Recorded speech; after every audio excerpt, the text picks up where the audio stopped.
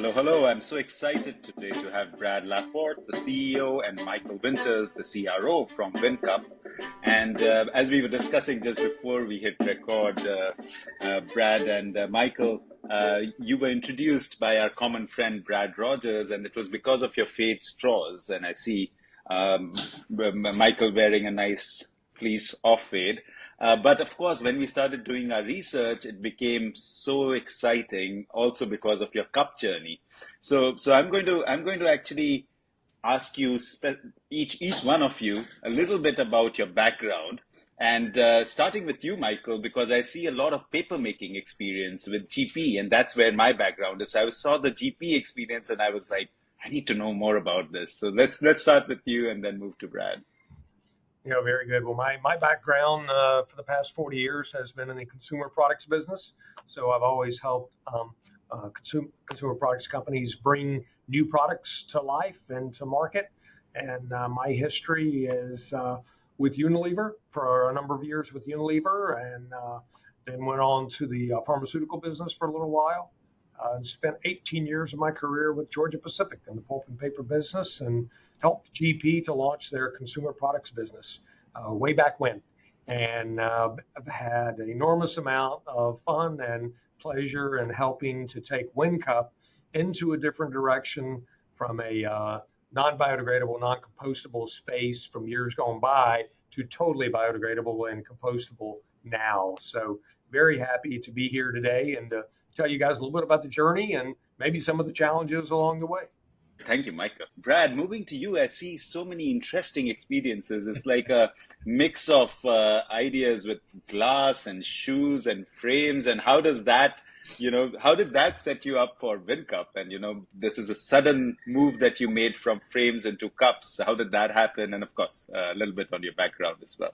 Yeah, absolutely. So engineering by education and experience, right? I was a tier one engineer for a large U.S. automaker. And most of my experience has been around manufacturing and heavy manufacturing and light manufacturing and distribution. So it's a wide range of product base, but reality is it's about manufacturing, but it's also about creating new products. And that's where my experience really lended itself well to Berkshire Hathaway with Larson Jewell, created a new business for them. And then, of course, with WinCup of operational excellence, engineering improvement, automation, all of those things came in there very handy in my previous role here at WinCup as Chief Operating Officer. And then product development, obviously the new Phade products is right up my alley with the years and years of polymer science and trials and different types of manufacturing methodologies has served us well. Yeah, it's amazing when diversity of experience comes in, and you can use things from the other spaces that you've been in the space you are in now. And I see that with both of you there. And you guys have both been with WinCup for a while, of course. Michael with you 2007, and Brad with you 2016. So tell us individually what got you to WinCup and what has that journey been like? Maybe we start the other way, Brad, with the younger WinCup person. Brad, go ahead. Yeah, so obviously the brand of WinCup is very instrumental and very well known in the food service industry. WinCup was going through a time of disarray, needed some operational help, needed some help to try to right the ship from an operational engineering perspective. I love fixing things. That is kind of why I went to Berkshire Hathaway, why I went to Okabashi. I love the challenge of taking something that has a very strong brand presence in the U.S. market and making it better. So that's kind of what attracted me to this opportunity. And of course, it's a private equity backed business. Obviously, coming from Berkshire Hathaway businesses, that's very attractive as well. Not necessarily from a public perspective, but from usually private equity really wants to do the right thing. They want to invest in the right things. They want to grow their companies, and that growing companies are always pretty exciting. Over to you, Michael. Yeah, well, I'll tell you the way that I got here was I was, as I mentioned earlier, worked for Georgia Pacific for 18 years, and we sold Georgia Pacific to the Koch brothers, to Charles and David Koch. And I stayed on a while to transition over to the new leadership team and management team at that company. And on my last day at Georgia Pacific, I was leaving to go home and was fortunate enough to get a phone call from a private equity firm that had just purchased WinCup. And they were looking for new leadership to take WinCup in a different direction. So that's how I ended up here about 16 years ago, and got the company off and running in the right direction. And so fortunate that we were able to find Brad back in 2016 to really take our operational excellence to new levels. So Brad and I mish and mash pretty well together in terms of strengths and weaknesses and how we pull the whole organization together to operate in a one team environment. So as it's everything that's built into our DNA is all about one team and take a never say die attitude about everything that we do. So WinCup is going along well, making foam containers, cups from expanded polystyrene. And then we see this pivot. And of course, I can understand there are external market forces, but I'm sure there was something inside the company as well that kind of made you guys go the direction that you did. What was that pivot? What enabled that externally and internally? And whoever wants to take that question first can go ahead. Yeah, I'll take that one. So we have this crystal ball that we keep in the closet, and every once in a while we'll break it out. No, seriously, reality is that we're a very data driven company. There's a lot of, whether it's Freedonia or Technomatics or whatnot, from showing the direction of the food service market. And at that particular point, and Michael tells the story well, there was a video of a turtle with a straw in his nose.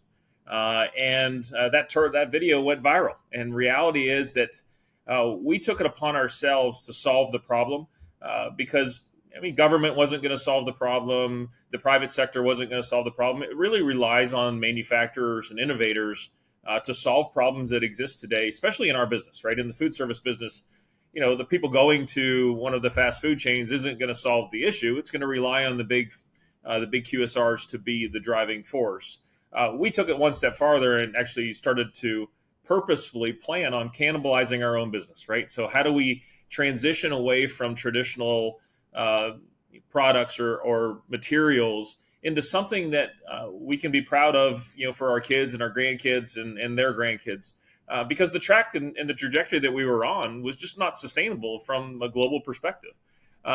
So it didn't come without pain, right? There was a tremendous amount of work that went into the development and the trialing. You talk about Brad Rogers and our partners at Danimer. It was a painful transition, but it's worth it, right? Everything that's good is usually difficult, whether it's eating right or exercising or, in this case, solving pollution issues for our industry. It was very difficult. It is very difficult. But if we don't, folks like us, we just kind of have to put the foot forward. We're leaders of industry. These answers come from us, and that's really why. I'll tell you how we look at it. I use the analogy all the time. It's like we're driving a car down the road, and you're looking up in the rearview mirror and seeing everything behind you and the billions and billions and billions of units of food service products we've created over the years and sold to thousands and thousands of customers. They all served a really great purpose to be used in the disposable food service space. But what we're looking at is out of the front windshield of the car. We're not looking in the rearview mirror. As Brad said, we really are the epitome of creative destruction, right? Trying to kill everything behind us. Well, it does leave a few sleepless nights. I will tell you that, right? And as Brad said, you have to take risks. You have to believe in yourself, and you have to have a very aggressive innovation pipeline to feel comfortable enough to go do that. But that's exactly what we've done with this company, and we're very fortunate that the success in the marketplace is voting for us each and every day. Yeah, that's wonderful. Brad, I know that you've kind of hidden it under the carpet very quickly, but I do want that crystal ball. I know there is one. Michael kind of talks about it as well by looking forward. But were you guys in straws even before the Phade idea came in, or was it all cups before that? We purchased a straw company back in 2010. It was one of the first acquisitions we did. after we took the company in a different direction, because we knew that would broaden our portfolio. We knew that every customer that we sold, cups to, it uses someone's straw, right? So we bought this company to get us into it. We got the asset base. We have a lot of assets, and we just started slowly working on it over the years. Is how do you take that traditional polypropylene petroleum-based product over to something that will have a natural end of life, and that's what we've done. Yeah, I'll echo that. It was interesting when the aforementioned video with the turtle with the straw up his nose, became viral. We actually ordered some paper straw machines. We actually were going to go in that direction until we learned about what actually paper straws were made out of. Paper straws actually have polyvinyl acetate, which we know is Elmer's glue, like industrial size Elmer's glue. There's actually more glue in them than actually paper fiber in many cases. And the paper goes away, but the glue does not. So it was a better solution, I guess, than traditional petrochemical, polypropylene, et cetera.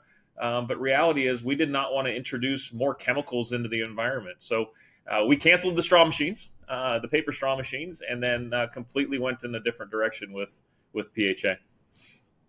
The other thing, Dr. Bowden from the University of Florida did a study, and he ordered 38 paper straws off the internet from various resources, and he brought them into his facility, did research on it, and out of the 38 that he purchased on the internet, 36 of them had PFAS chemical coatings on it, right?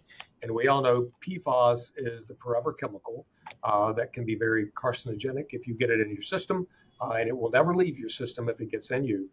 So those are the kind of things that, as we were looking forward, going, we've got to create something that's healthy, non-toxic, and not harmful to consumers, that will actually go away when exposed to bacteria, which is what our Phade products do. Yeah, it's interesting that you both started inferring to paper straws because that was going to be my next question. What were the things that you explored before you zeroed in on PHA? And I have a similar experience, and you guys mentioned the chemistry of it, but also the usability of it. Yeah. Like kind of as good as a paper straw is, it's not the same, right? It'll kind of disintegrate a little bit, it'll become softer. Yeah, you just can't have the same kind of experience as a stiff PP based straw. So again, you'd explored the paper straw line, and Brad, as you said, you even ordered machines. But what were the other substrates? Because PHA is relatively new in the reckoning, and you guys have been very early in the game. So I'm sure you guys explored other ideas, and what were those? For sure, yeah. So obviously paper straws, and I'll just say paper straws. You gave very kind words. I have met one person in the last 6 years that actually like paper straws. It's a universally hated product from a performance basis across the globe, right? They get soggy, they don't work, they're expensive, and so on. So we did try paper straws. We thought about going down that route. Polylactic acid or PLA straws we also looked into. Now the problem with some of these, and there's biomaterials, there's bio-PBS, and there's BPAT, and there's different substrates that you can make like a straw out of. The difference in why we chose PHA was the end of life story, right? So polylactic acid, which is a pretty common straw. Number one, they do not do well in heat, right? They don't ship well in hot containers. They don't work in coffee, etc. And they're only industrial compostable, right? So they're only compostable where an industrial composter exists. And there's only 188 of those in the country.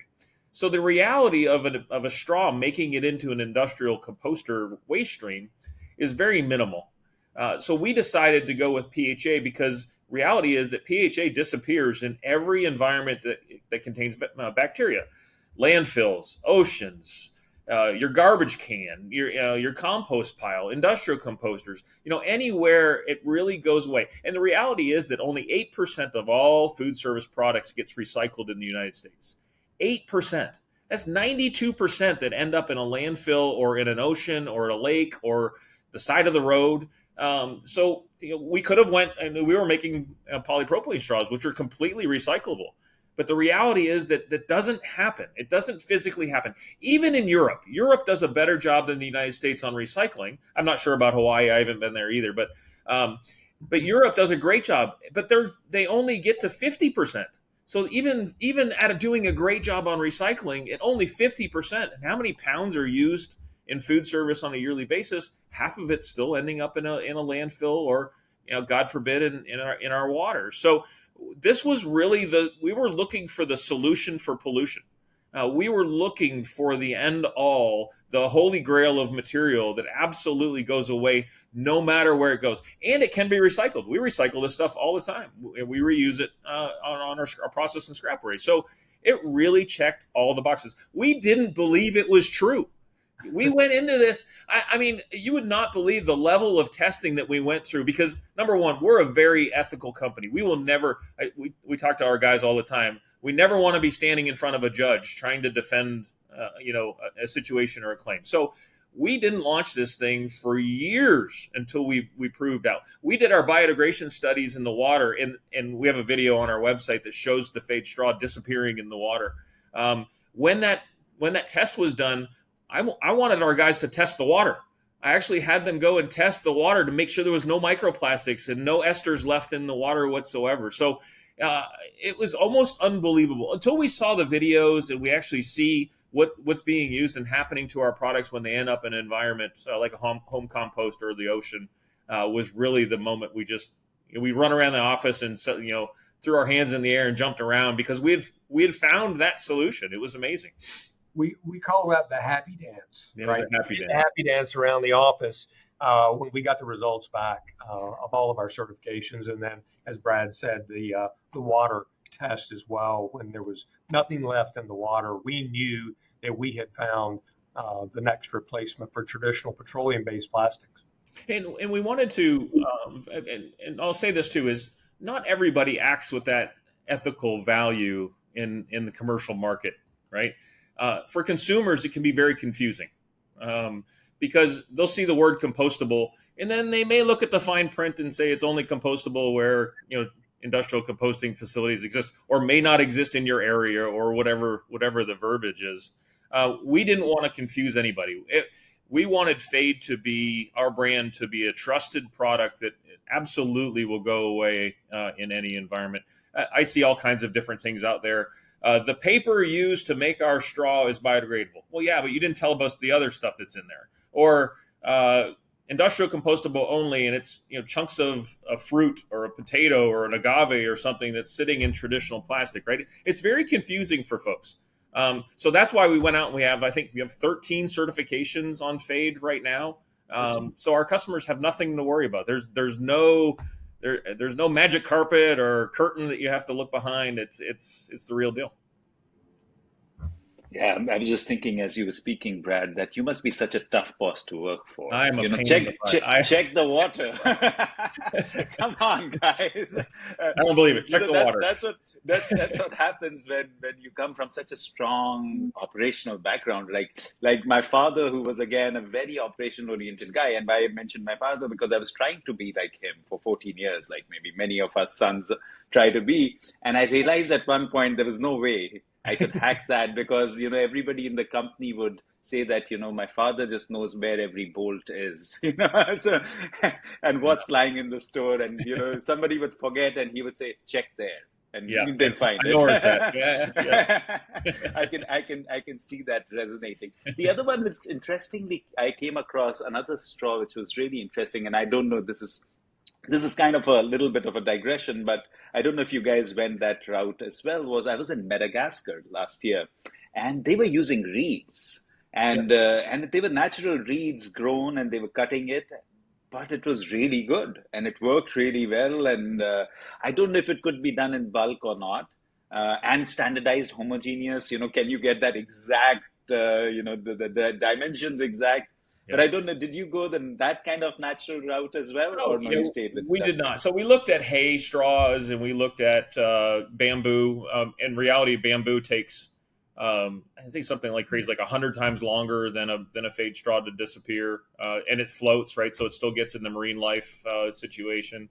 But yeah, we looked at a lot of those things, and some of our customers are very large customers, right? So they're very specific on what they're wanting from performance. They want a specific consumer experience when they use the product. So when you're using a reed straw for a milkshake, and customer A, today, you want to be able to have a same experience using a reed straw or another straw in the same milkshake, the next time you come in. So some of those don't have the consistency, or and the other side is there's seaweed based products, and there's different, but we specifically, and Danimer did this specifically on purpose, is we chose the canola plant because it actually will add to the American economy and the Canadian economy. So canola grows is a second crop, right? So you can actually grow 2 crops of canola, or you can grow a crop of corn and then a crop of canola, or so on and so forth. So it doesn't take food away from the table, and it can be planned, right? I don't know how much reeds will grow this year, or how many seaweeds will grow this year, or et cetera. But we know exactly what is being planted from a canola perspective, and how much plastic or how much polymer we can get out of that crop. So a little bit more predictability on that side. Yeah, and just to expand on that a little bit, it takes about 2 months for a canola plant to mature, right? How long does it take for a tree to mature if you're actually going to go down the fiber route? So we look at it from that perspective. The other way we look at it is, a lot of companies out there really focus on the 3 R's: reduce, reuse, and recycle. And while that's really great, and we applaud everyone who does that, we think that a 4th R needs to be added, and that is replace traditional petroleum-based plastics with unique new biopolymers that actually can solve the problem long term. And that's where our PHA comes into play. And we just think that it adds one more dimension to the end of life story. Yeah, and with your strong manufacturing background, Brad, and I'm sure Michael as well, there is also that idea of homogeneity, right? You don't want each product to be different. It has to be, it has to be consistent. The customer wants that. The user experience has to be same. Also, when you want to do things at scale, if you want to set up a nice boutique kind of shop, that's Sure. okay. You can set up a reed shop and it's fine. There will be consumers for that, and they might get something a little bit that the dimensions may be a little different, and it's fine. But I guess it's also coming from you guys wanting to make change at scale, right? That's right. And I think that's where we're a little different than a lot of folks out there. There's a lot of kind of mom and shop pop type outfits out there making products out of their garage, right? Or a 1 facility operation. We have 8 manufacturing facilities throughout the United States. So we're already at a lot of scale currently, with a lot of different food service products, shipping hundreds and hundreds of trucks, each week to our customers. Yep, for sure. We have to make a difference, right? True. If Yeah. we can do this at scale, we can distribute, like Michael said, we're at 460 distribution centers now across the United States. We're actually making a difference. What we're doing is making a difference. We don't. Our view on this is, like you said, we had a pretty robust, nice, strong, traditional food service business before. We didn't have to do this, right? We wanted to do this. We simply wanted to do this. We simply wanted to invest in changing the trajectory of our industry. It wasn't a financial thing, and many companies will go into this type of development with financial goals. That wasn't our goal. We just simply wanted to change the world. No, and when you come with that perspective, there's a lot more you can do. The oomph is a lot higher. I'm going to switch a little bit. Of course, it's all good to say that PHA does this, PHA does that, ticks all the boxes, but I'm sure there must have been production challenges. And I'm sure it doesn't flow the same way. There are these tweaks that are always needed when you introduce a new biopolymer. And then you have to compound with different products, a single, at least the little I know of biopolymers, it's not like, you can just take a pure form of a certain molecule and go with it. So how was that? How did you resolve the production challenges? Was it just that you took PHA from Danimer and you put it in the same kind of extrusion machine and it all came out fine? What was that journey like? How did that evolve? Let me tee that one up for you, Brad, because this is a really good story, Ved. So as we were working with Danimer on this new material, again, we were like one of the pioneers in the PHA business. So our friends at Danimer told us this material was pretty young in its evolution, and it needed more work and more maturity to be able to run in our equipment and our machines, and that we may have some problems getting it to run early on, as early as we were in the process. And Brad, being the manufacturing guru that he is, he said, well, "Why don't you let us be the judge of that?" Right? And so they sent us some material, and Brad went down to one of our facilities and ran the material. And at the end of the day, I called Brad and I said, "Well, Brad," I said, "how'd it go today?" And he said, "Well, not too good. I just about burnt the plant down today." So, Brad, I'll let you tell. Yeah, we had that story. We had our first trial in our Jacksonville facility, and that's really where we had pioneered this process. And we actually had to evacuate the building. We actually smoked out the building, Wow, filled the Michael whole wasn't building. joking. And that's about 100,000 square feet with 100 team members in that facility. We actually had to bail out. But during that day, we made a straw that was about this long. It was just a tube that got stuck in a piece of equipment. And at the end of the day, we said, "Wow, we can make something out of this." It took us about 18 months, 23 specific trials and formulations later. I was in our Jacksonville. This is probably an off-color thing, but I was in Jacksonville so much my wife thought I had a girlfriend down there. But persistence won, and after the certifications, 18 months later, Phade was born and was ready to go to market right in the middle of the pandemic, right in 2020. So all of those required multiple capital changes and multiple trial differences, multiple formulations, different process parameters, different mechanical parameters. Reality is we actually filed some patents early on, and just last week we received notification that one of our process patents had been approved. We'll receive the actual patent here in about a month or so. So yes, the answer was yes. It was very, very difficult. Really good folks on the Danimer side. My team was just outstanding on not giving up. It's difficult to go into a production facility that has been running, traditional products for a very long time, and they know exactly what they need to do when they get up in the morning and how to make all their machines work. And then just go tell them that, hey, everything you've ever learned in the last 50 years, forget all of it. We're going to do something completely different with our equipment and change everything around. And it's a difficult process. But if you got good people that are dedicated to, new inventions and new developments, innovation, it works out. And for us, it worked out. So the girlfriend was called polyhydroxyl alkanate. Yeah, it's kind of a complicated name. my plant manager down there, his name is Danny. So I told my wife my girlfriend's name was Danny. Well, you could have used PHA as well. Yeah, I could have used that. Yeah. My girlfriend named Phade. Yeah, Phade. Yeah, that's true. And that's where Phade comes from. That's right. But staying with the production, do you think you've reached a stage where you get the same melt flow indexes and the production capability? What is the difference if you were to run a PP, pure PP, traditional straw versus a PHA straw in terms of productivity? How close are you now? We're getting closer. We're always innovating and evolving, right? We're always trying to make things better, run faster, more consistent, good quality. So we're getting closer.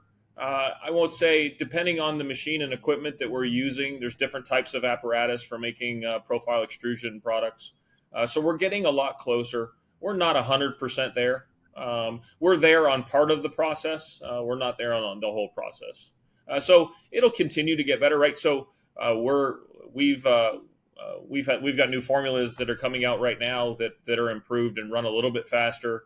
And actually degrade even faster, which is pretty exciting. And that comes with the development and scale of the material supplier as well, right? So it's very difficult if you don't have a lot of customers. It's very difficult to pay for the innovation that it takes to get to the next level. So WinCup invested in Danimer to be able to start to buy products and start to fund development of further products, which we have. So they continue to innovate because they have sales and money and economic advantage to do so. So I'd say we're on the cutlery, on this product here, which is PHA cutlery, we're right where traditional plastics would be. On the straw, on the Phade straw, I'd say we're within 10% of where traditional products would process. Where the cup itself, on the coating side of things, we're a long way away. On the cup making side of things, we're right there. We're right there. That's very close. It's commendable that you've gotten, and I'm sure it took a lot of trial error, as you Oh said, yeah. compounding with different substrates. So in terms of compounding, because you don't come from the biomaterial space, that's a different set of tools again in terms of what do you mix? What is the alchemy? You need a good druid to kind of mix it all together. How did that journey happen? Coming into you can take a PP, and of course you do numerous mixtures there as well. But what was this journey of understanding the biomaterials and making the right mix and getting in different components within that mix? How did that evolve? And did you manage to just hire somebody who knew this? Because No, there's not that many people out there, there's right? not. There's And, not. and how I'm did that happen? I'm a quick study. I'll tell you that I learned fairly quickly. Michael can attest to. I have a weird brain on my shoulders that I can pick things up fairly fast. And I'll just say that the work that Danimer has done on their side and their biochemists and bioscientists, bioengineers, has been fantastic from a partnership perspective. We know. I'll give you an example, right? So we understand crystallization, we understand melt flow, we understand specific gravity and those type of things. The Danimer side understands molecular weight and fermentation and those things. So when you put those brains together, I may not know exactly what molecular weight to get to, but I know it needs to crystallize faster, or I know that it needs to have more melt strength at a specific temperature before it falls off. So when we got those kind of minds together, and that's really been the benefit along the way is with our processing knowledge and their biochemistry knowledge, it works. So I'll get to the chief revenue officer with my next question, which is around cost, which is great that I was interested on the side of productivity because that impacts cost. If not as much, then definitely a lot than the input material cost. So how is that working out for you, Michael, in terms of overall cost, and then let's get to pricing after that. Yeah, sure. Obviously, the cost of this material is higher than a traditional plastic would be, whether it's polystyrene or polypropylene or PET. Um, but the benefits are there, right? I've seen the whole pricing area over my career kind of come up to the edge and retreat, and come up to the edge and retreat multiple times from an environmental product standpoint. Anytime that you would ask consumers, are you willing to pay more for an environmental product? And they'll say yes, but they're not willing to pay a penny more for it, was kind of the experience historically until the straw and the turtle nose kind of happened. And all of a sudden, we found ourselves with consumers who have matured up, from the younger generation, the Gen X's and Gen Z's and millennials, as well as just everyone else, having a different mindset about we've got to do something to protect this world of ours so that we pass it on. And for the first time, we actually saw people starting to pay more for products than its traditional non-biodegradable, non-compostable counterpart. So I think for us, the cost and the price thing, we didn't shy away from because we knew the generation was coming. We knew those consumers who had grown up thinking so highly about environmental products were now becoming purchasing agents, right, for QSRs and distributors and retailers, and the list goes on and on. And they had a whole different mindset. And we knew that was coming. That's why we started positioning our company that way. So the additional cost didn't scare us because we knew it was going to be different. And we knew the performance benefit on the backside would more than outweigh the cost in the mind of the consumer. So we've been very fortunate. There's obviously that limit in which a consumer or a customer per se will pay, But I think as long as you keep it within reason, they'll pay for it. Now, with that said, PHA is still a relatively new substrate, as you mentioned earlier. And as additional production of PHA comes online around the world, I'm sure that substrate will come down in cost, just like any market does from a commoditization standpoint. Yeah, I'll add to that is Michael's exactly right. I'll say also that the paper alternative, remember the paper that doesn't work, it falls apart, is actually more expensive than PHA, right? So the alternative is even more money, and the performance isn't there. And I think, and I'll reference Elon Musk here because I really do think he changed the world, or at least really put things in perspective of what the new generation is willing to do.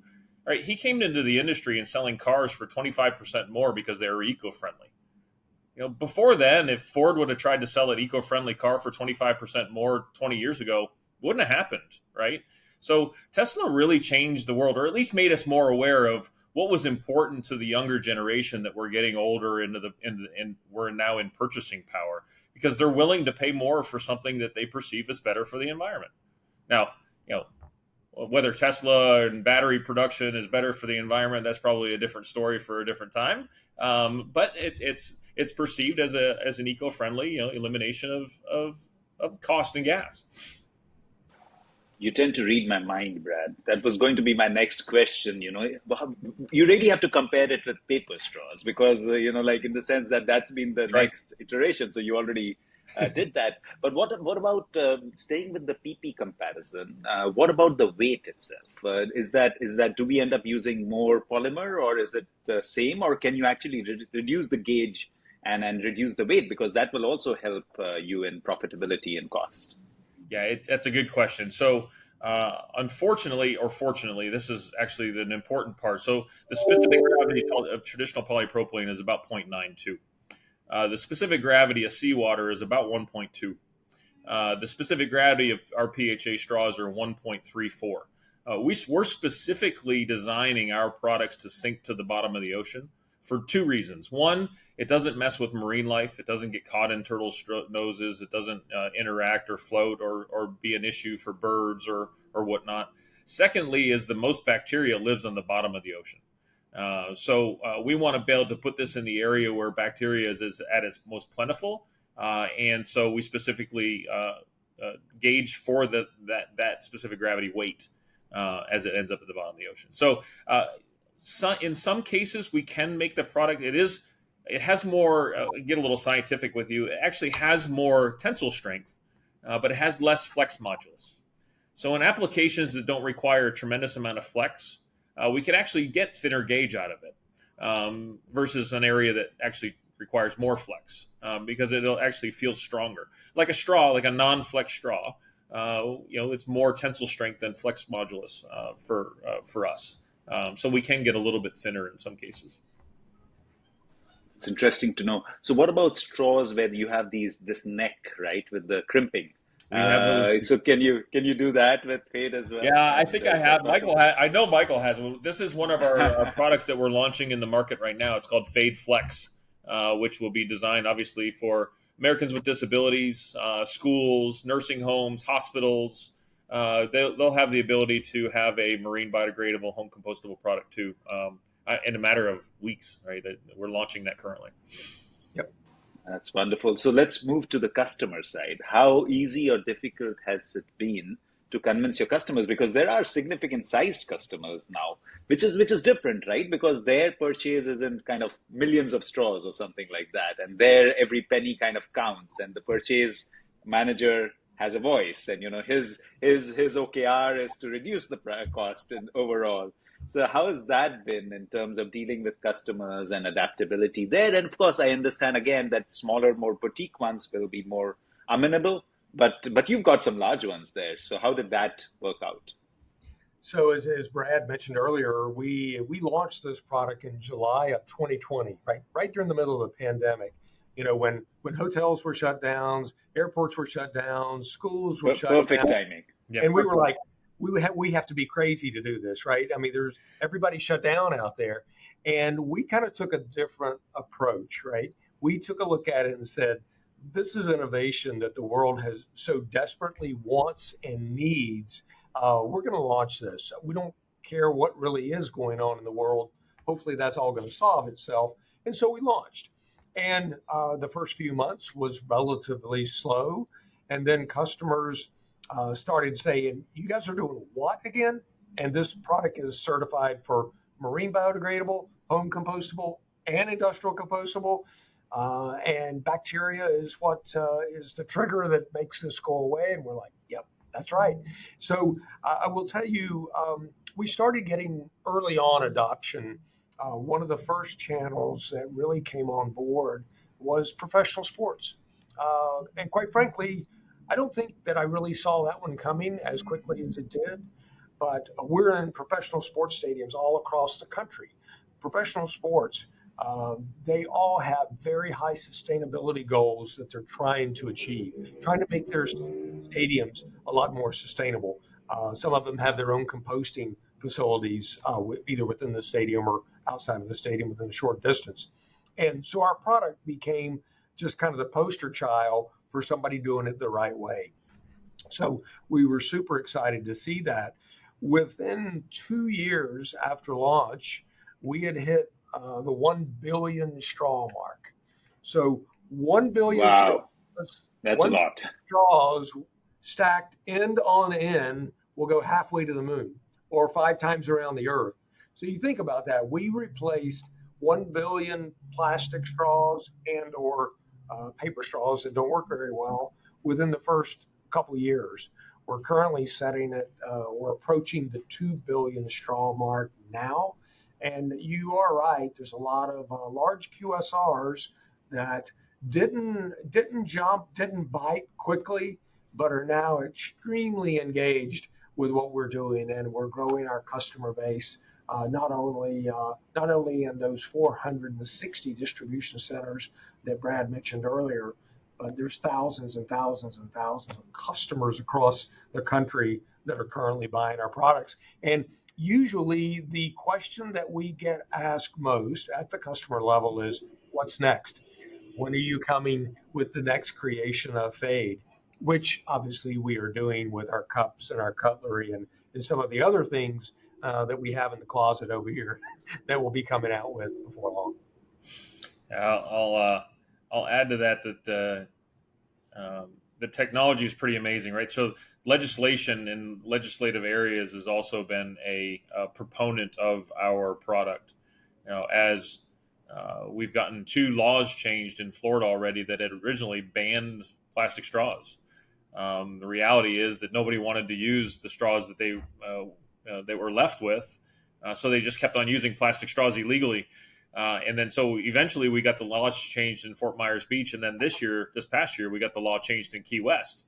So the entire city of Key West now allows for certified marine biodegradable home and industrial compostable products. So that has helped us as well, because there's some of the big companies, whether it's McDonald's or Dunkin' or Starbucks, they have sustainability goals, right? They've specifically put out to the general public, this is nothing that's confidential, that we want to be plastic free by this point, or we want to be sustainable by this point. And they're running out of time because the alternative is paper or PFAS that is now banned in 11 states, intentionally added PFAS. So they're looking for something that is the answer. And of course, we're sitting there with the answer for most of them with this technology. So that's helped us. I'll be honest with that's helped us. One other thing that really kind of makes us stand out and has helped us is the fact that we have all these certifications, because then that wipes out are these guys greenwashing like some other folks are in the marketplace?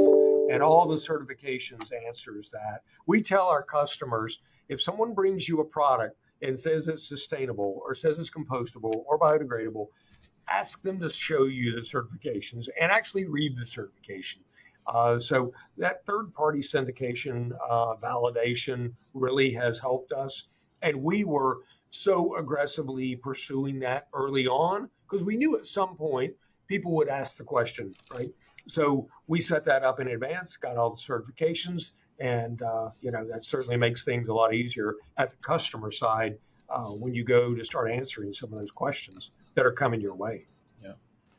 I love the name that you came up with, and it's such a great wordplay, right? And in all sorts of ways, it's got the PHA, it's got the Phade, it's got various other things. As I look at the name, and it's beautifully designed, very simple, straightforward, and you use a PH instead of an F. So how did that happen? How was that journey? That did it was it just like a sudden thing, or was it a branding guru that kind of created this? Tell me more about that. Yeah, Branding guru. you got the branding guru Perfect. on the phone. Uh, well, I will tell you, we had some really fantastic brand names picked out for this product.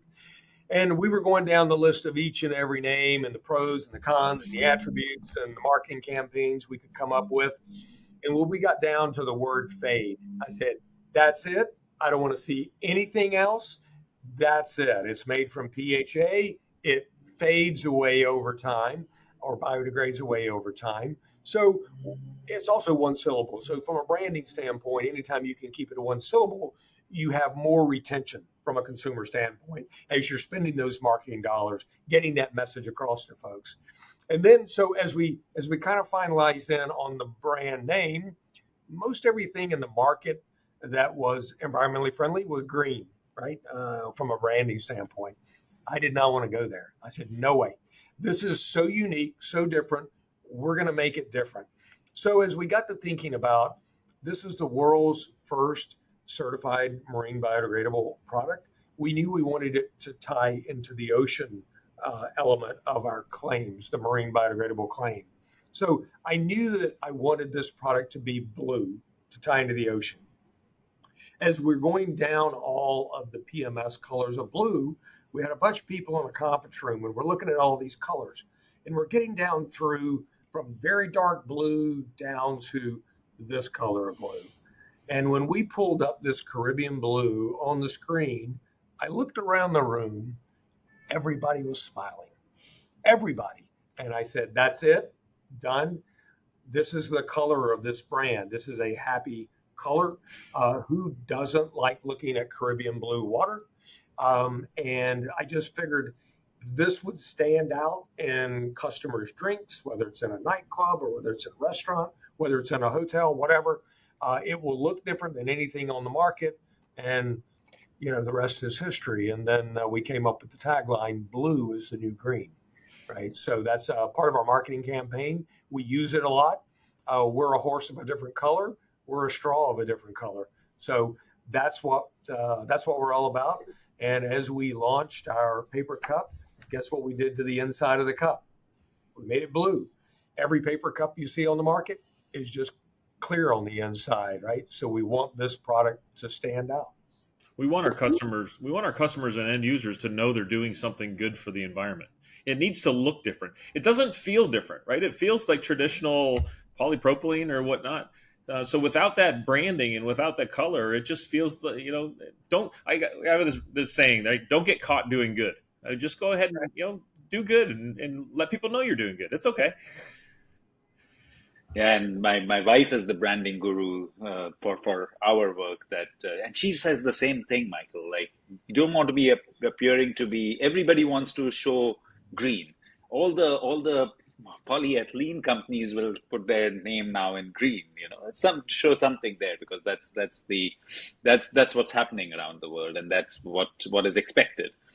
So you're so right in not choosing a green color, and it's a beautiful blue. I agree. The first time I saw it, I was just like, "That's just a beautiful." They've chosen a very interesting Pantone. It's just like this perfect turquoise kind of blue, which is beautiful.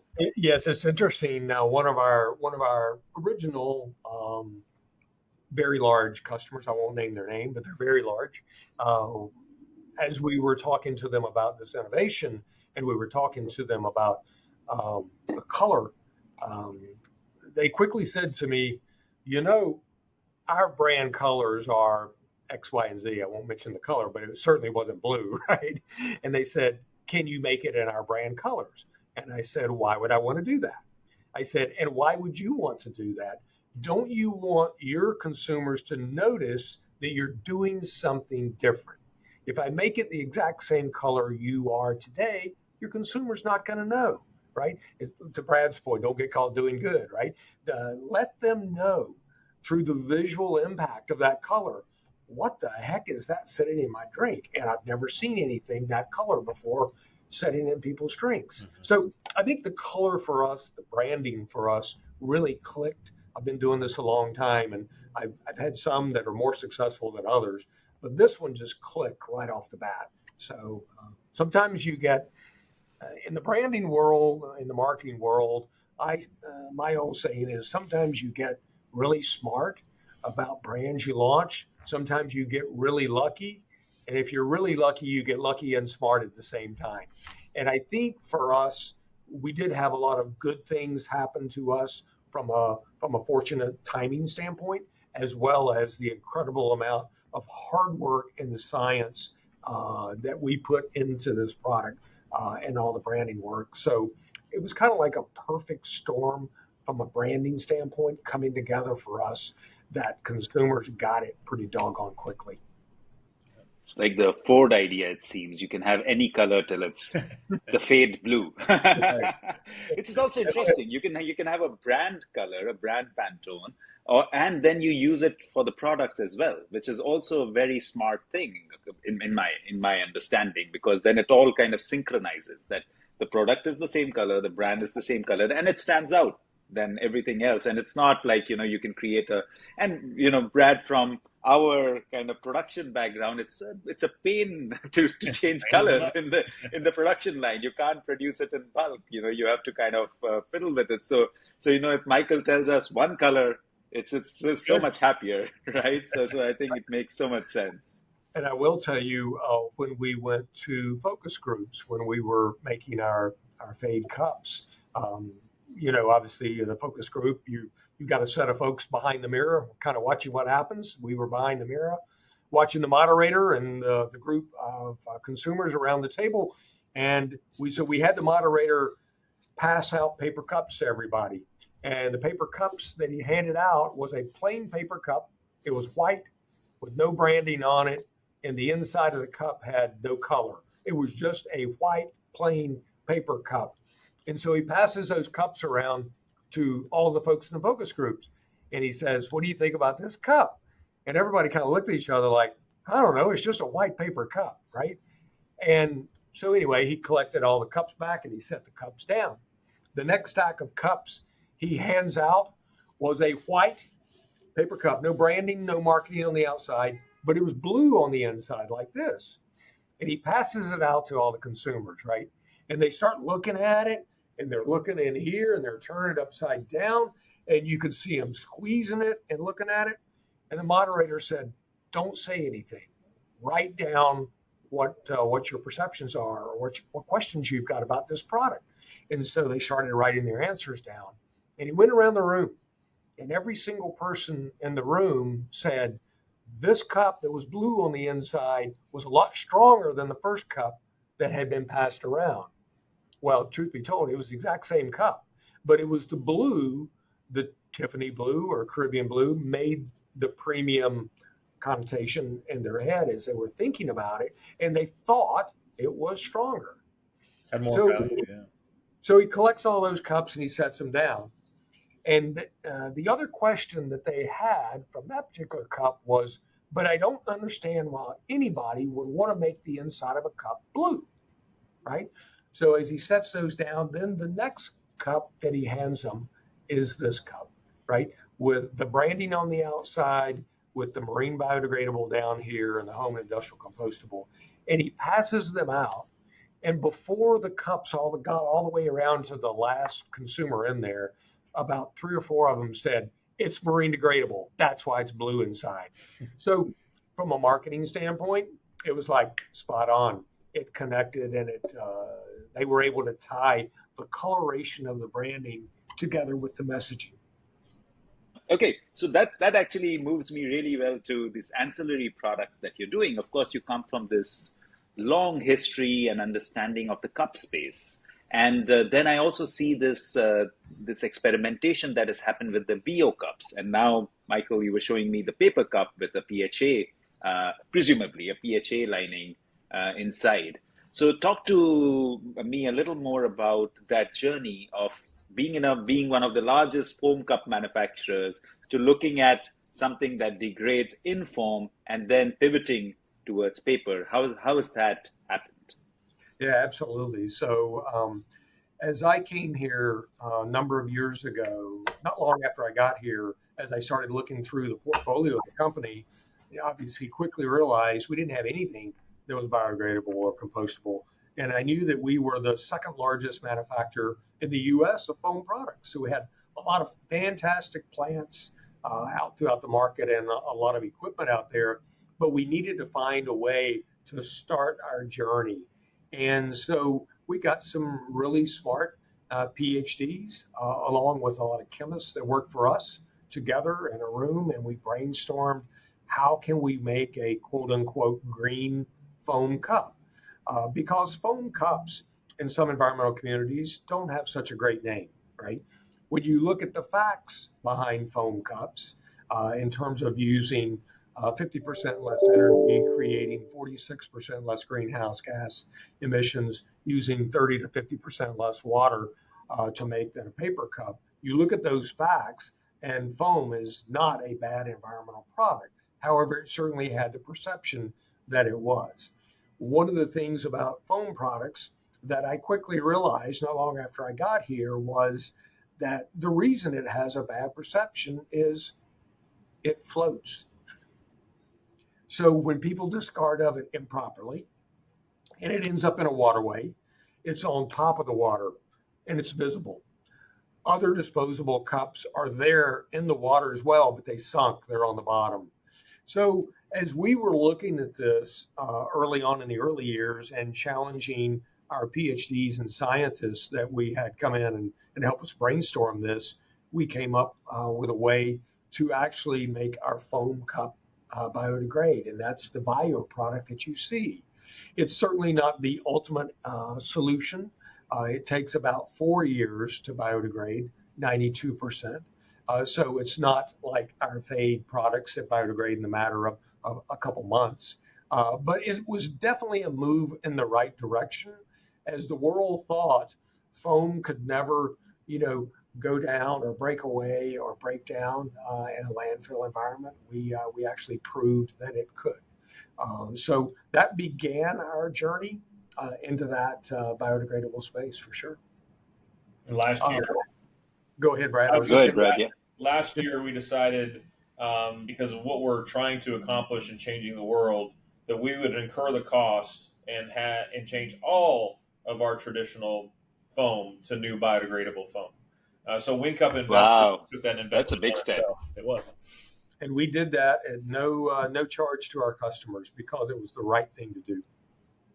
The base is still polystyrene. It's just an additive that degrades it. Because in between, I had heard of this additive which was oxy-biodegradable, and that gave it a huge bad name, right? Because that would make microparticles. So this is an additive that actually degrades the polystyrene. No, it's actually an additive that turns the polystyrene from hydrophobic to hydrophilic. So it actually absorbs water, and because it absorbs water, it allows enzymatic secretions on it. Enzymatic secretions is what actually starts to break down the product and biodegrade the product. So a little bit different, a lot different than oxy, but it's not the additive itself that's doing any of the eating. It's microbes and enzymes that are doing the work to break it down. Yeah. However, there is technology, right? So you can make styrene from traditional, petrochemicals, right? Oil, easiest way. But you can also make styrene from biomass. Many people don't know that strawberries have a tremendous amount of styrene in them. But people just think about styrene as being just traditional fossil fuel derived and manufactured, where reality is you can make the styrene molecule from corn waste or biomass, which we're working on different opportunities on that side as well. Oh, that's very interesting. I haven't ever heard of that. So this is not at all becoming microparticles. It's No. becoming hydrophilic absorbing water, and then it's leading. What I'm also told, two more things on the styrene side, is that it's mostly air when you make a foam. It's like I was told even 98% air and 2%. I don't know what the ratio is. I'll, Uh, I'll give yeah, you an go ahead. instance. So if the state of Illinois, I'll use the state of Illinois. If the state of Illinois by itself banned foam and traded foam for either paper or plastic cups only, they would introduce 300 million pounds of landfill waste into the landfill in 1 year, because EPS, expanded polystyrene, is 3 to 5 times lighter than paper cups or plastic cups. So yeah, it's and it works better, right? It's very insulated and keeps hot drinks hot and cold drinks cold. So it's just the state of Illinois. If they banned foam, they would introduce 300 million more pounds a year of waste into landfill. Wow, that's significant weight. And as a consumer, I can feel it, when you lift up a foam container versus another substrate. But what I'm also told is that, again, this may be coming from a place of ignorance, so educate me. Yeah, sure. What I'm also told is when you're putting hot substances in a polystyrene, it could presumably or possibly leach out carcinogens. No, Is that a reality, or it's no, that is tale? the that is. You ever see that commercial with the internet dating, and you can't believe everything you read on the internet? That's a perfect example of that, right? It's not true. It's actually FDA has proven polystyrene to be safe at multiple uses. Now, we do not recommend and we do not condone putting polystyrene in a microwave oven. The reality has nothing to do with the heat of the liquid that's put in it whatsoever. That molecular structure does not change. There is no leaching of styrene and is not carcinogenic. That is a complete fallacy, and unfortunately, it's a rumor that obviously gives things a bad name. It really does, but it's not true scientifically. So you've got this huge exposure on the foam side, but and I presume like you mentioned in passing, Brad, that there is work that you're doing on that side as well in order to. We lost Michael. Hopefully, he'll be back.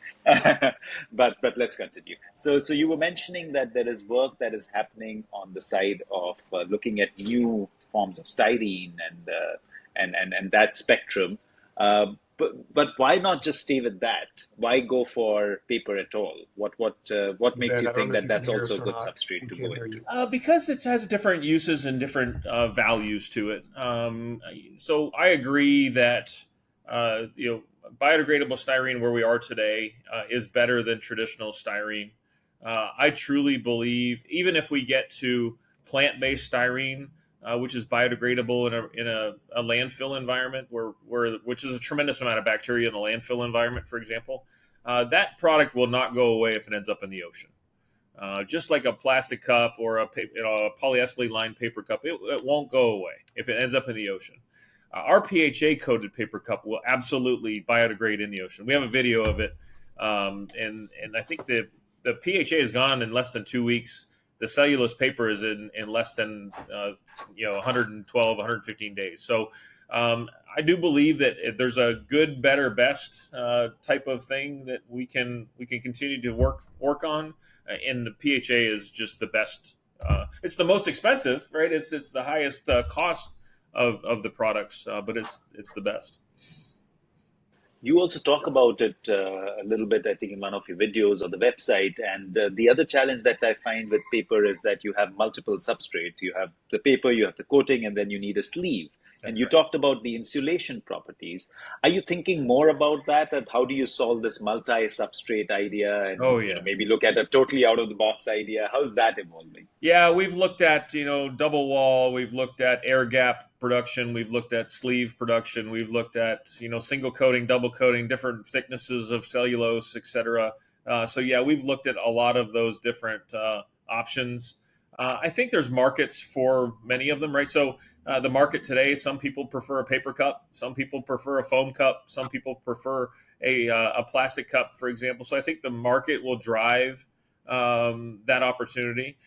We want to be able to, like we talked about earlier, we're always wanting to do the right thing. What's the best thing to do? How do we progress innovation? So we're always going to look to continue to improve that. Performance wise, if you go to a QSR and you're sitting in their restaurant in the lobby, and you order a Coca-Cola or a soft drink, right? You're going to consume that in the next 5 minutes or 10 minutes that you're sitting in their lobby in the restaurant.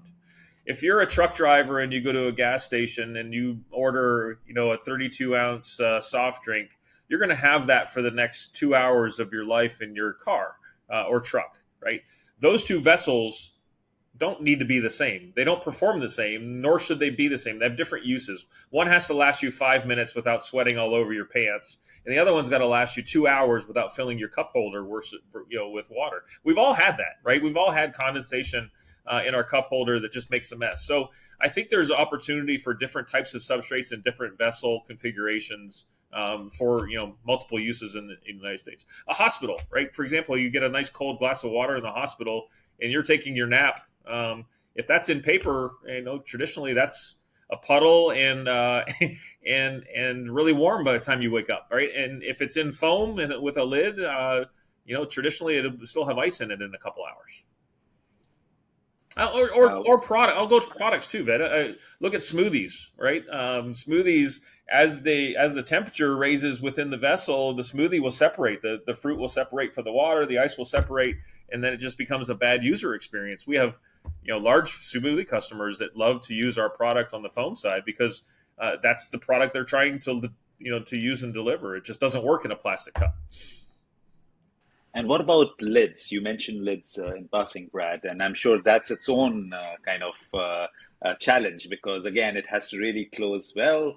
I've seen like paper molded lids or pulp molded lids, and that's kind of it works and it doesn't work kind of an idea. Yeah. So how are you guys doing there? Can you evolve a substrate? I see you holding up something great, and because you guys know this business so well, the cup business, that how to kind of how tightly it should fit, and the integrity that needs to. You were mentioning the time. In terms of a cold beverage versus a hot beverage versus a tall glass, a smaller glass, and all that sort of thing. So there are numerous variables you're dealing with. Yeah. How are you looking at lids, and what are the substrates that are coming to you as you're evolving that? So we've looked at many of the things you talked about, right? So PLA, polylactic acid. I'll say this about lids as well. There's a liability side of lids that don't exist necessarily on the cup side, right? So for example, hot coffee. We all know about the famous case where a patron went through the drive-through and had a hot coffee and she spilt it on herself and sued the restaurant chain. We all heard about that many years ago. So there's a liability piece that's very important to us. That lid fit has to be tremendous, especially in the coffee area because of obviously the danger that can come along with 200-degree coffee. We've tried several things. PHA is actually, our Phade material is so far the best that there is. PLA, I'll start with paper. Paper, number one, same deal, gets soggy, or the steam makes it soggy. So after a while, it's not good. The way that you make a paper lid doesn't have the same snapping feature as a molded or thermoformed product, so the lid isn't as tight. And then, of course, the lid and the cup will expand at different temperatures and different rates. And in some case become loose. You can't take a paper lid off and put it back on. You can't do that kind of operation. So paper lids are not ideal, and they're very expensive, very slow to manufacture. On the PLA side, PLA lids are okay for, again, only industrial compostable, but they don't work in hot beverages. PLA is not a heat-stable material. It is industrial compostable, but is not a heat-stable material. So it gets soft and gooey and turns into a noodle. PHA, on the other hand, you can thermoform it. Obviously, this is a thermoformed PHA lid. This is our Phade lid before we put color in it. And it works on hot. It snaps well. It doesn't expand at any different rate than our regular lids. It performs just like a regular polystyrene or PET lid. It's perfect. It's a little more difficult to manufacture than a traditional lid, but we'll get there. Yeah. Michael, we lost you in between. So do you have anything to add to the lid side or the cup side is what we were discussing? Yeah, sorry about that. My internet connection broke there a while ago. But the lid that Brad was holding up a while ago probably can give you one guess as to what color it's going to be when we get finished with it. Right. So it is going to be obviously our Fade Blue, like the rest of our campaign. And as Brad said, we've worked really hard with that substrate to make sure it's going to form very nice and tight on the cup itself. So we're definitely looking forward to seeing it out in the marketplace. We had when we were designing our newest lid, and it's being produced or in production now. We went across the industry, and every lid that we could get from every manufacturer, every retailer, distributor, everywhere, and we measured all of them from a performance perspective and how they actually would perform on the cup. So we didn't want to make a lid that we wanted to make the best lid there is out there from a fit perspective, so that obviously I want to provide a very high performing product. Okay, just staying with the lids, Brad, you were mentioning about the pulp molded lids, for example. So you're right. There is the challenge that everybody's trying to solve in that world of undercuts, which can happen when you're doing a poly or an extrusion based forming, where you can build undercuts and it won't sort of yeah, it won't come off. So come off easily. So is that something that has been an interesting struggle for you in terms of finding an alternate, or in case of PHA, I guess that's not an issue at all. Not an issue for PJ. And then there's of course the molded pulp side of things, which we could go down. There's some coating challenges around molded pulp. There's different technologies coming into the market today that make that coating better than traditional PFAS types of coating. In most of those cases, traditional pulp, molded pulp is still tree-based pulp, right? We see it as a little bit different, right? It takes you 15 years to grow a tree. It takes us 2 months to grow a field, a crop of canola. That eventually we can't continue to rely on trees as they're obviously taking the CO2 out of the air, and global warming and all of the other challenges with forestation or improper forestation, etc. It just wasn't the direction that we wanted to go. And I'm going to pivot to cutlery because I saw you guys, Michael, you showing me some cutlery in between. And how did that, because that's again, one question is, were you guys doing it before or is it an addition? And the second is, how is that evolving? Again, I presume you're using PHA and PHA Fade Blue.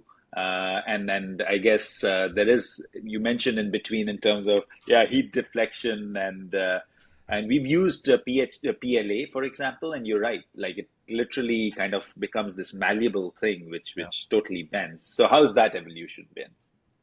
Yeah, go ahead, Mike. I was just going to say we weren't producing cutlery previously, and we decided to buy a cutlery company, and for the sole purpose of taking the assets of those company and start to make PHA-based fade cutlery. So that's how we've kind of gotten into this journey of cutlery. We knew it was just a natural extension of the other products that we manufacture, obviously from a food service standpoint. Creating a broader Fade family of products, we think continues to add value to consumers out there, and it adds value to us as an organization as well. Anytime you can broaden your portfolio, where you don't have too many eggs in one particular basket of that portfolio, that's always a good thing. So that's what we're doing with cutlery. And Brad? I'll just add that we looked at different opportunities on the cutlery side as well. Obviously, wood or pressed wood cutlery is an option for us, and what we were trying to do with our brand. That isn't the consumer experience that we were looking for, right? It's like going to the doctor when you're 5 years old and got a tongue depressor in your mouth, or the little ice cream containers with the little wooden stick in them when you were a kid. It just wasn't what we were looking for. PLA wasn't the issue, wasn't an opportunity because, like you said, right, it doesn't perform well in hot food. So you couldn't eat chili, or you couldn't eat soup, or it wasn't strong enough when you get a good hot steak. And the other thing is PLA is a very brittle substrate. So Can if be very brittle. you take a piece of PLA cutlery and kind of bend it pretty hard, the tine will pop off pretty quickly. So when we started to do the development of our Phade cutlery, we realized that the Phade cutlery was actually stronger than polypropylene cutlery. It was actually it performed better than polypropylene cutlery. And then, of course, we need to do our testing, right? It had to go into the home composting bin, and it had to go in the industrial composter, and it had to, start to go through all of the tests to be able to get its certification. So we just finished up the certifications on this product for home compostability. So it'll come to the market very soon. But yeah, it performs just like it doesn't perform like a styrene cutlery. Like styrene cutlery is very strong and whatnot, but obviously styrene cutlery is going to be around for the next 200 years in a landfill where Phade will be gone in a matter of a couple few months, type of thing. Yeah, and you mentioned wood, and wood again. The issue is in terms of design, the curvature is never right. You can never pick up a liquid That's right. effectively with that. And also, I found with wood that it flattens when it's exposed to hot substances. That's the other challenge that happens. What about brittleness? Like I know, Michael, you mentioned PLA, but in PHA, is it absolutely easily bendable? And I mean, it's hard to bend. yeah, but that's a pretty eventually that's it'll pretty break good. if you put Yeah. them all No, together but you went almost all the way around. before, and nobody is probably going to do that when they are I eating. hope not. Of course, you can do that for play, but that's pretty strong. And is that also to do? Has that been a journey in compounding? Because I presume that you would try different substances for strength and malleability and cost and all those. How has that evolved in terms of performance? Yeah, so we're on our third or fourth version right now. We're trying to balance the mechanical capabilities of the product and the biodegradation capabilities, right? So you need to kind of weigh out how fast you want it to biodegrade and perform at the same time as the offset of performance. From a brittleness perspective, from the fork tines breaking and whatnot. So yeah, there's been several variations that we've gone through on how fast we can mold it. What are the cycle times? What is the processability? Does it stick in a mold? Does it stack well? Does all of those things have been a journey on developing. We bought the cutlery company a year ago last winter, and we have been working on developing this product ever since. We've done several different material trials and performance trials along the way. So we're just about there. Like I said, we've passed the certification side of things, and we're just in the process of kind of getting our launch materials ready to go. So there's a funny claim in your on your website, gluten free. Why do you think that is needed? And how does that even come in that you guys are manufacturing stuff to carry things, right? But I don't know if that's a consumer. We've had that question. Yeah? Several times. Gosh. Just in case, right? Yeah. I was actually Brad and I both were in Las Vegas earlier this week for the bar and restaurant show, and we have a new customer in Las Vegas who has opened up a total gluten-free restaurant. And anyway, that was one of the first questions she asked me about our PHA products. Are they gluten-free? And I'm like, maybe people associate the canola oil.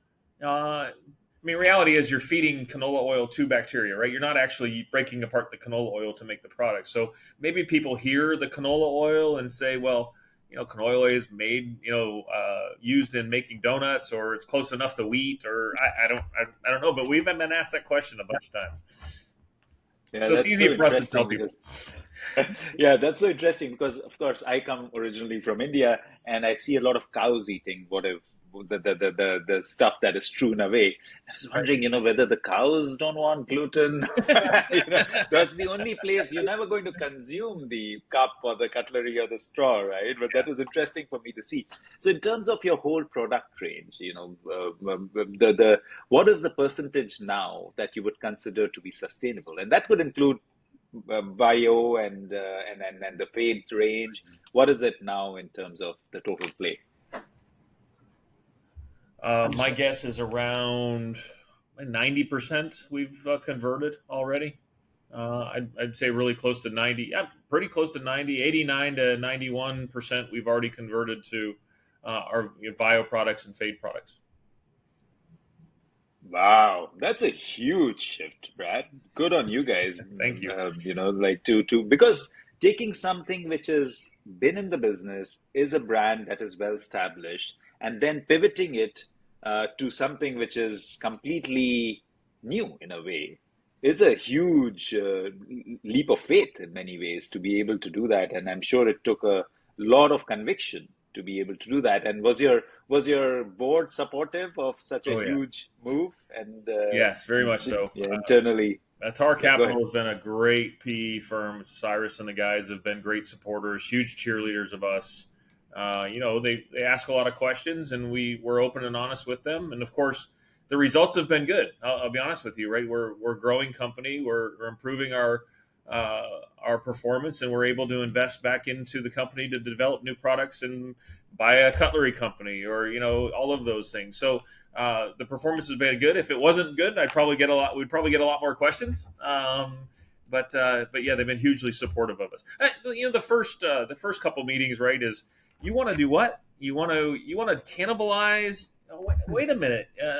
And so Creatively destruct what? yeah, creatively destruct our own business. Well, yeah, so there was some convincing that had to happen early on, but once we told them what we were doing and why we're doing it, they jumped on board and have been hugely supportive of what we're doing. One Yeah, of our also when I look at it, go ahead, Michael.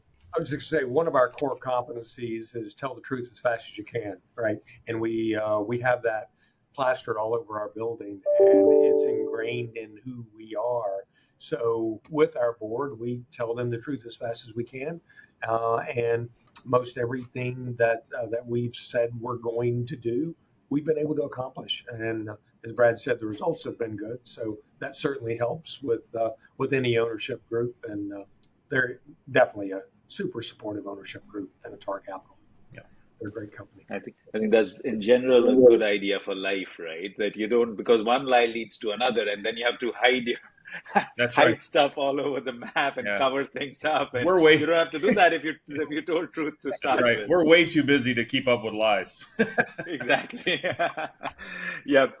So taking it towards closure, how are you seeing the future in terms of scaling? So you onto a good thing. That's clear. You've clearly taken the bull by its horn. Even if it's more expensive, you haven't shied away from it. You've said that we're going to do this no matter what. And in terms of, and you're doing kind of various areas. It's beverage and now food in terms of cutlery. So how do you see scale? Say, let's take a 5-year horizon, and how do you foresee WinCup growing in the next 5 years in terms of these products or additional products that you might bring in? So I'll tell you that the sky's the limit, right? So I'll tell you a story about this little guy right here. Um, People are using Phade technology for new things. We really are changing the world around food service, and using the right thing, or doing the right thing for the environment. And off the coast of Florida, they typically would plant this piece of coral on this disc, and the fish off the coast would bite the coral, and it had a 40% chance of survival. So this PhD student in Florida, Kyle, he actually took our straws and put them in a circle around the coral, and then puts this in the ocean, because corals are dying, right? They have to transplant corals for disease and so on. So now the fish can't get at the coral. And then by the time the Phade straws disappear in the ocean, the coral is large enough, strong enough, and the fish have become used to it. So it improved the success rate to over 90%, and the survival rate. So why I'm telling you that story is I really do not see a limit to this type of product or expansion from a WinCup perspective. We're currently now producing, we've been traditionally a foam cup company. Now we're producing paper cups. We're producing PHA straws. We're producing, we have the opportunity for producing other coated paper products, clamshells, extrusions, thermoforming. There's nothing, or even what we call coral forts, right? I mean, there's nothing limiting us to utilizing this technology with our experience with this product. Michael says this best, right? We have the most valuable thing in the world to us right now, and it's not Phade. It's actually our customer access. We have the biggest customers in the world. We have Michael talked about sports arenas and QSRs and gas stations. I mean, the biggest names that you can think of is currently WinCup's customers, and they all have sustainability goals, and people inherently want to do the right thing for the earth. They do, but you just got to make it easy for them. And I think we've done that. We've made it a really easy for them to choose to do the right thing because they don't have to sacrifice performance or et cetera down the road. I don't know, Michael, would you add anything to that? Pick that Coral Fort back up and put it back in front of the camera just for a second, because I will tell you how I explain this, right? This is unintended consequences of innovation, right? We did not go out to try to invent this product right here. We went out to give the world a much better experience in the straw category, which we did. And validation comes in many, many ways. And when a coral restoration company calls us and says, by the way, you should know we've been using your product to help restore coral reefs. And Brad and I look at each other and say, what did he just say? But it's really cool, right? That's the best form of validation. And I will tell you that this coral reef company was also the first to say, we didn't believe your product would actually go away. As a matter of fact, after we started testing it, your products actually go away too quickly. Can you make us a little bit thicker straw? So it will slow down just a little bit to give the baby coral a little bit more time to strengthen and be able to fend off the parrotfish. So validation, like I said, comes in many, many ways. Customer validation, employee retention validation. That's the other thing. As we continue to improve the company and come with new products, our employee retention rates have gotten a lot better. So there's so many things that people get excited about. People like to work for companies that are on the move, and we definitely feel like we're doing the right things. We're on the move, and who doesn't like hopefully working for somebody that's making a difference in the world and doing the right thing because it's the right thing to do. So we know if we do that each and every day, that we will get rewarded from customers, because customers are smart. They see that. They see the companies out there that are really spending their R&D in the right areas versus just cutting costs on a traditional product line they're selling.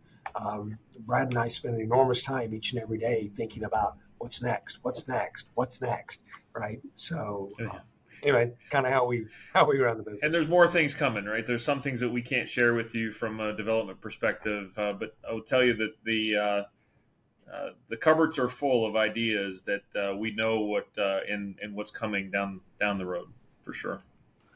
Oh, that's wonderful. And this is definitely, you can some of the digressions you can imagine, but a coral saving through straws, I'm sure nobody would have thought of imagined that. And thank goodness the fishes don't like gluten-free. That's right. That's exactly right. They are not biting into the straws, at least for some reason, that this is really yummy stuff, and I'm going to eat the material itself. So at least that is not happening, which is great. And we've proven that you can. We've proven through marine studies that you can actually eat PHA. Okay. And it actually promotes gut health. It actually creates healthy bacteria in the stomach. So, lo and behold, who knew? That's a future advertisement for you. That's right. That's Michael. right. With all the gut health ideas coming up, you've got one more. If it does leach, by the way, it does not leach, but if it does, it's actually good for you. That's right. You might digest better. So, Michael, I'm going to push you a little bit on the last question on the scaling. Do you have specific percentage growth or numbers or something in mind in terms of a vision that 5 years hence, do you both think that, we want to be this much bigger or something like that? Is that something that you guys have dreamt up already, knowing the kind of specificity that you go in? I'm sure it's out there. Whether you want to share or not, it's on you. Well, it's easily doubling the company. Let's just leave it there. How's that? Yeah. Great. Good to hear. And that takes me to my final question, which is to each one of you. What does good garbage mean to you? Brad, we start with you. Uh, Good garbage. Good garbage, I would say, is garbage that you throw away and you go back in a month and it's not there anymore. Or good garbage is something that doesn't impact the environment, whether it's taking up space in a landfill, wrapping around a bird's neck on a beach, sitting in a turtle's nose, or being persistent and taking energy to biodegrade in an industrial composter, right? So to me, good garbage doesn't affect the environment. It doesn't affect our lives negatively, and it doesn't affect the lives of marine life, fowl life, mammal life, et cetera, around the planet.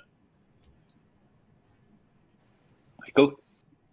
I would say good garbage is something that doesn't require consumers to have to dispose of it in a certain way, right? Because when you rely on consumers to actually recycle or put things in a composting bin or whatever, we know the chances of success of that are less than ideal. And good garbage that goes away no matter where it ends up because of how it's made and what it's made with, that's kind of the ideal situation. Nobody wants pollution, right? We are trying to be the solution for pollution, as Brad mentioned earlier. But we all know that there's going to be pollution out there as long as there's humans out there. We just have to find a way to limit that. The other thing that we think about is we don't like for products to be banned.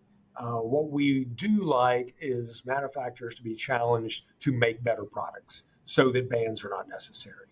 So at the end of the day, that's what we're trying to do, and I guess that would be my answer to good garbage. Good question, though. That is a good question. I like I that. haven't been asked that question before. I like that. Thank you both so much. And Michael, if you didn't know this already, you come up with taglines without knowing them. I just noted down solution for pollution. So, There we go. blue is the new green. So it's amazing. And it has been such a delightful conversation, Brad and Michael. Thank you so much for the work you're doing more than anything else. And, these ideas flowing. And I think it's such an amazing combination that you both have. And I'm sure there are many more in WinCup that are teaming up with you to do this, but it's just wonderful to see the detail that you guys go through. And, I keep thinking about Brad, your idea of was the water okay? So, it's that kind of detail. And you mentioned again when you were testing about on the seawater and things like that, which is really, really refreshing to hear, because that gives the devil is always in the detail. So this has been an amazing learning session for me. So thank you both for joining in. Thank you for the work you're doing, and I wish you nothing more than huge success. Thank you so much. Absolutely. Thank you. Thanks, Ved. Bye now.